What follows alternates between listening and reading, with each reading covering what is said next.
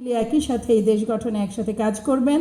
সমাজের কিছু কিছু অংশ আছে যাদেরকে সবসময় সামাজিক নিরাপত্তা বেষ্টনীর আওতায় রাখতেই হবে, সারা জীবন রাখতে হবে, যুগ যুগ ধরে রাখতে হবে, যেমন বয়োবৃদ্ধ শ্রেণী, যেমন বিশেষ চাহিদা সম্পন্ন মানুষ এবং পঙ্গু কিংবা অন্যান্য যারা বিভিন্ন অ্যাক্সিডেন্টের কারণে শারীরিক সক্ষমতা হারান, তাদের তো কিছু সবসময় নির্ভরশীলতা রাষ্ট্রের ওপরে থাকবেই, কিন্তু তাদের পাশাপাশি অন্য যারা এই কার্ডগুলোর সুবিধা পাবেন সেটার মূল লক্ষ্য হচ্ছে যে আমাদের এখানে যে পরিকল্পনাগুলো 31 পয়েন্টের প্রতিটা পরিকল্পনা এমনভাবে প্রণয়ন করা হয়েছে যেন পিছিয়ে পড়া মানুষগুলো আপনারা অনেকটা সমন্বয় করে যদি আপনারা আলোচনাটা করেন, অনেক অনেক প্রশ্নের উত্তর এখানে থাকবে। কারণ এখানে শুধু বাংলাদেশ জাতীয়তাবাদী দল জিন্দাবাদ, শহীদ প্রেসিডেন্ট জিয়াউর রহমান অমর হন, বেগম খালেদা জিয়া পরিপূর্ণ সুস্থ হয়ে ফিরে আসুন আমাদের সবার মাঝে, এবং আমাদের ভারপ্রাপ্ত চেয়ারম্যান তারেক রহমান ফিরে আসুন বাংলাদেশে তার যোগ্য জায়গায়।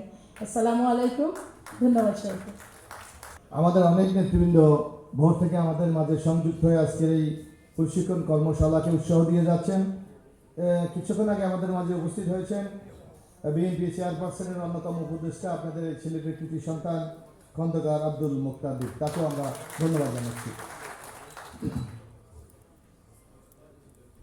মুক্তাদির পিছনে গিয়ে বসছে মনে হয়। সংগ্রামী নেতৃবৃন্দ, আমরা অনেক বিষয়গুলি নিয়ে আমরা আলোচনা করছি, আপনারা দেখছেন। আহ্বান জানাচ্ছি, একসময় ঢাকা বদরুন্নেসা মহিলা কলেজের নির্বাচিত ভিপি, বিএনপির কেন্দ্রীয় ত্রাণ ও পুনর্বাসন বিষয়ক সম্পাদক, সাবেক সংসদ সদস্য, উনি রাষ্ট্র কাঠামো মেরামতের 31 দফা এর মধ্যে কৃষক এবং কৃষকের জন্য আমরা কি বিষয় উল্লেখ করেছি, যেটা আমাদের জন্য সবচেয়ে ইম্পর্টেন্ট। কারণ আপনারা জানেন আমাদের বাংলাদেশের অর্থনীতির একটা বিরাট চালিকা শক্তি হলোই আমাদের কৃষক। তাদের জন্য বিএনপি 31 দফাতে কি বিষয় সুরক্ষার কথা বলেছে সে ব্যাপারে এখন বলবেন অ্যাডভোকেট নওয়াজ হালিমা আরবি। এটাই আমাদের লাঞ্চের বিরতির আগে শেষ বক্তা।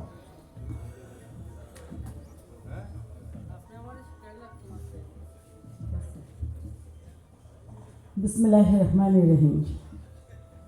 রাষ্ট্র মেরামতের 31 দফা ও জনসম্পৃক্তি শীর্ষক সিলেট বিভাগীয় আজকের কর্মশালার সিলেট বিভাগের বিভিন্ন জেলা থেকে আগত সুপ্রিয় নেতৃবৃন্দ, আসসালামু আলাইকুম। কি আছে 31 দফাতে? এই ছোট্ট বুকলেটটা আপনাদের সবার কাছে অলরেডি পৌঁছে গেছে।